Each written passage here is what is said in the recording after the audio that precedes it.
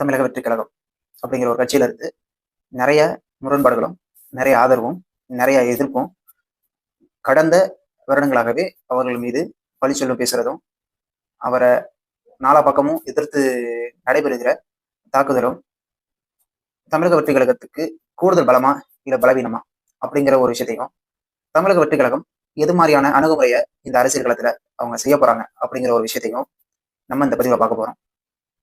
நாங்க இந்த சேனல் அரசியல் அண்டு விளையாட்டுல நடக்கிற நிறைய விஷயங்களையும், உள்ளூர் மற்றும் உலக அரசியலையும் நான் உங்கள்கிட்ட கொண்டு வந்து சேர்க்கிறேன். என்ன ஃபாலோ பண்ணிக்கோங்க. வாங்க வீடியோக்குள்ள போகலாம். தமிழக வெற்றி கழக தலைவர் விஜய் அவர்கள் வீக்லி இல்ல மந்த்லி அவருடைய பிரசன்ஸே அவ்வளவா இருக்கிறது கிடையாது. அது நிறைய பேருடைய கருத்தாகவும் இருக்கு. இவர் மக்கள் கிட்ட பக்கத்துல வர முடியல. இவர் ஒரு அரசியல் தலைவரா, இவர் எப்படி ஒரு முதல்வரா ஆக வாய்ப்பு இருக்கு அப்படிங்கிற ஒரு கொஸ்டின். ரெண்டாவது, இவர் இரண்டாம் கட்ட தலைவர்களையே உருவாக்கல. யாருமே இரண்டாம் கட்ட தலைவர்கள் யாராதான் இருக்காங்கன்னே தெரியல அப்படிங்கிற ஒரு கொஸ்டின். அப்புறம் தமிழக வெற்றி கழகம் கட்டமைப்பா பார்க்கும் பொழுது எது மாதிரியான நிலைப்பாடுகளை எடுத்திருக்காங்க, ஒவ்வொரு வாக்குச்சாவடியிலுமே எது மாதிரியான விஷயங்களை செஞ்சுட்டு இருக்காங்க அப்படிங்கிற ஒரு கொஸ்டின். இது எல்லாருக்கும், செய்தியாளர்களுக்கும் சரி, பத்திரிகையாளர்களுக்கும் சரி, அரசியல் விமர்சகர்களுக்கும் சரி, இது நிறைய பேருக்கு தெரிய வாய்ப்பு இருக்கு. நிறைய பேருக்கு தெரிஞ்சும் தெரியாத மாதிரி பேசுவாங்க, சில பேருக்கு தெரிஞ்சிருக்க வாய்ப்பு இருக்கு.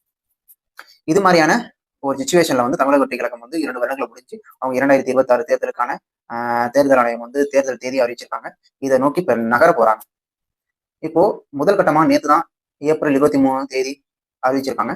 இன்னைக்கு தமிழக வெற்றி கழகம் என்ன பண்ணிருக்காங்கன்னா, அவங்க முக்கியமான நபர்களை சில தொகுதிகளில் இவங்க கன்ஃபார்மா நிக்கலாம் அப்படிங்கிறத தேர்ந்தெடுத்து, இவங்களுக்கு இந்த சில ஆதரவு நிறைய இருக்கும். இரண்டாம் கட்ட தலைவர்கள்லாம் யாரெல்லாம் இந்த தொகுதியில நிக்க போறாங்க அப்படிங்கிறத சீக்கிரமே முடிவு பண்ணிட்டு அதையும் அறிவிப்பாங்கன்னு நம்ம எதிர்பார்க்கலாம்.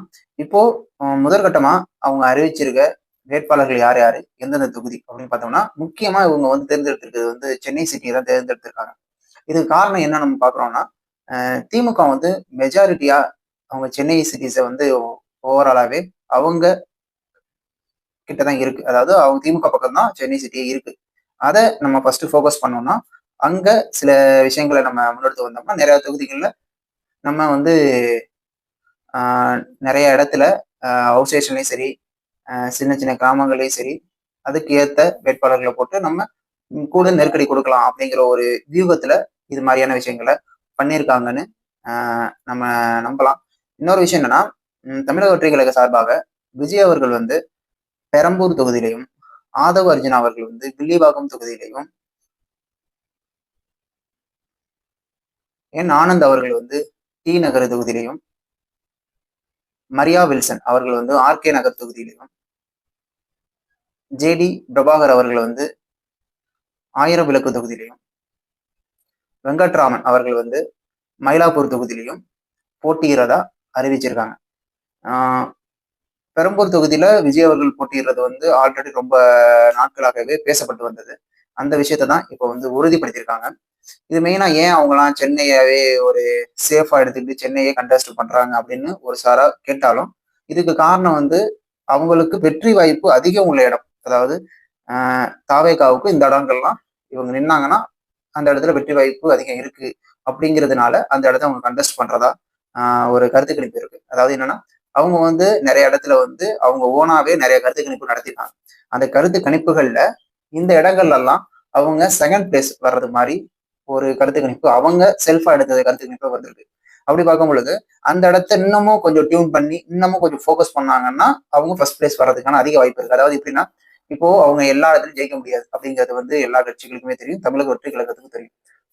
அவங்க குறிப்பிட்ட இடத்துல ஓட்டு வங்கி அதிகம் இருக்கும், குறிப்பிட்ட இடத்துல ரொம்ப கம்மியா இருக்கும்.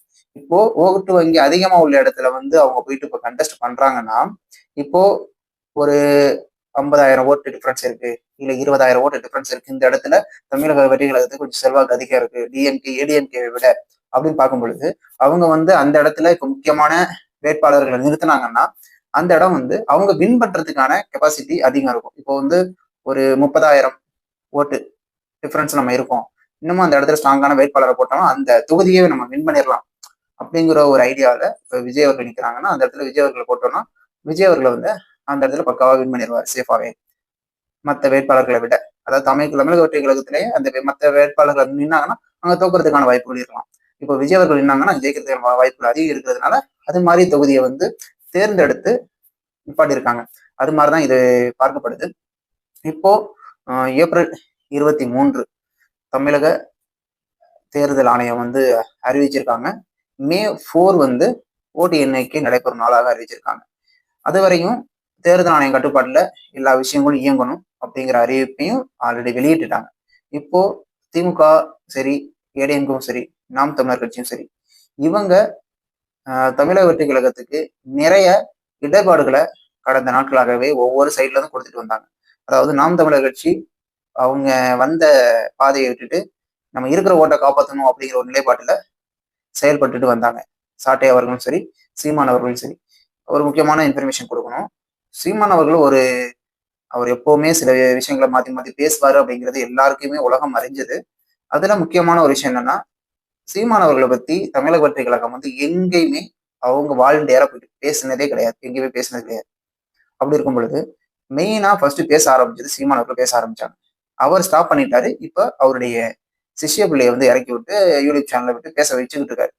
அவங்க சீமான் அவர்கள் பேசும்போதும் அமைதியா இருந்தாங்க. ஆனா கூடுதலாக நிறைய நிறைய பேசதான் இவங்க அது பதிலடி கொடுக்கறதுக்கு இடத்துக்கு நகர்ந்தாங்க. அதுக்கப்புறம் தான் இவங்க அவங்கள பத்தி ஃபுல்லா பேச ஆரம்பிச்சது. இதுக்கு ஒரு விதத்துல வந்து சீமான் அவர்கள்ட்ட ஒரு கொஸ்டின் செய்தியாளர் கேட்கும் பொழுது அவங்க பண்ணாங்க, அதில் நாங்க பண்றோம் அப்படிங்கிற மாதிரி அப்படியே தோசையை பரட்டி போறது மாதிரி ஒரு விஷயத்த பேசிட்டு போயிட்டாரு. ஆனா ஆக்சுவலா என்ன உண்மைன்னா, நாம் தமிழர் கட்சி தான் ஃபர்ஸ்ட் டிஎம்கே அடிச்சிட்டு இருந்தாங்க நான் தாவைக்காக. அப்புறம் அவங்களும் அதுல ஜாயின் பண்ணிட்டாங்க. அதாவது ஸ்டாலின் அவர்களை போயிட்டு சீமான் அவர்கள் பார்த்துட்டு வந்ததுல இருந்து அவர் பேசின எல்லா பேச்சுமே தாவைக்கா தான், டிஎம்கே கிடையாது. அது மாதிரி மாறிடுச்சு. அதை பத்தின வீடியோ நம்ம நிறைய போட்டிருக்கோம். அவங்க ஃபர்ஸ்ட் பேசிட்டு நாங்க தான் ஃபர்ஸ்ட், அதாவது தமிழக வெற்றி கழகம் தான் ஃபர்ஸ்ட் பேசினுச்சு, அதுக்கப்புறம் தான் நாங்க பேசுறோம் அப்படிங்கிற மாதிரியான குற்றச்சாட்டை வந்து சீமான் அவர்கள் வச்சாரு. இது அவருடைய விஷயம். அது மாதிரி திமுக சார்ந்த நபர்களும் சரி, ஏடிஎம்கே சார்ந்த நபர்களும் சரி, இது மாதிரி அவங்க சம்மந்தப்பட்டதை அவங்க தேவையான பிஜேபி வந்து அவங்க ஒரு சைடு அவங்க நிலையில இருந்து ஒரு சாரா ப்ரெஷர் கொடுத்துக்கிட்டே இருந்தாங்க. ஜனநாயகன் படம் ரிலீஸ்ல இருந்து ப்ரெஷர், அப்புறம் அவருடைய மனைவி விவாகரத்து அப்படின்னு சொல்லி அவருக்கு ப்ரெஷர், அதுக்கப்புறம் என்டிஏ பிஜேபிக்கு கூட்டணி அழைக்குது அதுக்கு வாங்க அப்படின்னு சொல்லி ஒரு ப்ரெஷர், சிபிஐ விசாரணை கரூர் விஷயத்துல ஒரு ப்ரெஷர். இவ்வளவு விஷயங்களையும் ஒரு மனிதர் வந்து தாக்கு பிடிச்சிட்டு இந்த தமிழகத்துல மக்களுக்கு நல்லது செய்யணும் அப்படின்னு வர்றாருன்னா அவங்கள நம்ம மதிச்சு தேவையான விஷயங்களை செய்யணும். இதுதான் சரியான விஷயமாவும் இருக்கும். ஆனா அதை செய்யாம மக்கள், அதாவது விஜய நம்புற மக்கள் விஜய் பக்கம் தான் இருக்கிறாங்க, அதுல ஒரு மாற்று கருத்தும் இல்லை. ஆனா நடுநிலையா இருக்கிற சில மக்கள் வந்து அதை அண்டர்ஸ்டாண்ட் பண்ணணும். அப்பதான் அவங்க வந்து தமிழக வெற்றி கழக சார்பாக வர்றதுக்கான அதிக வாய்ப்பு இருக்கு. ஒரு பக்கம் நிறைய சாணி எரியப்படுதுன்னா 5 பேர் ஒருத்தவங்களை வச்சு சாணி எரிய மாட்டாங்க எப்பவுமே. அப்படி எரியப்படுதுன்னா அங்க ஏதோ ஒரு விஷயம் இருக்கு அப்படின்னு நம்ம பார்க்கணும். கண்டிப்பா அந்த விஷயத்த மக்கள் எல்லாருமே உணரணும். உணர்ந்தால் மட்டும்தான், மக்களும் மட்டும் இல்ல, என்னுடைய பர்சனல் ஒப்பீனியனாவும் சொல்றேன், விஜய் அவர்களும் இன்னமும் இந்த விஷயங்கள்லாம் அவர் அடிபட்டார், ஓகே, இன்னமும் மக்கள்கிட்ட இன்னும் ரொம்ப ஃபோர்ஸா இறங்க வேண்டியது அவசியம். இனிமேலுக்கு வந்து அவர் எஸ்ஓபி காரணம் சொல்லிட்டு இருந்தாரு, இனிமேலுக்கு அந்த பிரச்சனை இல்லை. தேர்தல் ஆணையத்திட்ட ஆன்லைன் மூலமா பர்மிஷன் வாங்கணும்னு சொல்லியிருக்காங்க. இந்த குறிப்பிட்ட டைம் நைட்டு 10 மணி, காலைல 6 மணில இருந்து நைட்டு 10 மணிக்குள்ள அப்படின்னு சொல்லியிருக்காங்க. அந்த டயத்துக்குள்ள பிரச்சாரம் முடியும்னு சொல்லியிருக்காங்க. அந்த டைமுக்குள்ள இவங்க பர்மிஷன் வாங்கிட்டு மக்கள் போய் சந்திச்சுட்டு ஊராவும் சரி, இல்ல ஒவ்வொரு பெரிய ஏரியா மூலமாவும் போயிட்டு வந்தாலுமே அவருக்கு நல்ல பெனிஃபிட்டை கொடுக்கும் இந்த தேர்தல். குறிப்பிட்ட அளவு வாக்கு வங்கியை வச்சிருக்க அவரு இன்னமும், அதாவது அண்டர்ஸ்டாண்ட் தான், பட் அவருக்கு வர கருத்து கணிப்புல குறிப்பிட்ட அளவு வாக்கு வங்கி இருக்குன்னு சொல்றாங்க. சப்போஸ் இன்னமும் அவருடைய தகுதி என்ன உயர்த்திக்கணும் அப்படின்னா இன்னமும் மக்கள்கிட்ட பரவலாக அவர் போகணும். நிறைய 40 above ஏஜ் உள்ள மக்களையும் அவங்களுக்கு தேவையான விஷயங்களை அவருடைய மேனிஃபெஸ்டோ மூலமாகவும் சரி, மக்களுக்கு தேவையான விஷயங்களையுமே அவர் பண்ணணும் அப்படின்னு நம்ம விரும்புறோம். மக்களும் அதான் விரும்புவாங்க. ஏன்னா ஒரு மாற்றம் தேவை இந்த தேர்தலுக்கு. திரும்பவும் திமுக அரசாங்கம் ஆட்சிக்கு வந்தாங்கன்னா பெரிய விஷயங்களை, இன்னமும் நிறைய பேர் வந்து பாதி பணத்தை வந்து சுருட்டி வச்சிருக்க வாய்ப்பு இருக்கு, நிறைய விஷயங்கள் இருக்கு, அதை பத்தி நம்ம பேசக்கூடாது. இன்னமும் மிக பெரிய சட்ட ஒழுங்கு பிரச்சனைகளை சந்திச்சும் நம்ம அவங்களுக்கு திரும்ப ஓட்டு போட்டோம்னா நம்ம சைடு தான் தப்பு. அதற்கான பலனை அடுத்த 5 வருஷம் நம்ம அனுபவிக்கிற மாதிரி இருக்கும். அதற்கான பலியை கொடுத்துடாதீங்க. நன்றி.